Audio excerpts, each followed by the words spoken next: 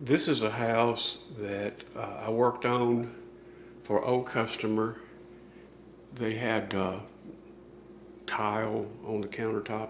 They did a great job of picking out the right countertop, I think. The stove was already there, and so was the vent. We got a nice shine on these, and I went ahead and painted the walls and the ceiling.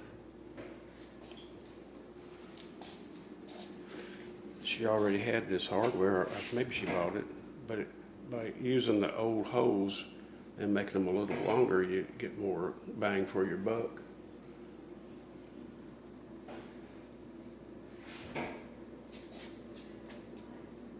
This refrigerator was a tight fit. It was already here.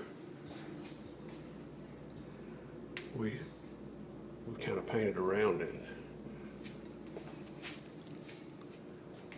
The tile was put in after they signed the contract, as was the countertops, but you can do it in a different order. Overall, it was an extremely happy project, and customer was excellent company, actually. Seemed like hooking up with an old friend after working for them many years ago, and other members of their family. And now we're going to do a bid for doing some more work over here later on.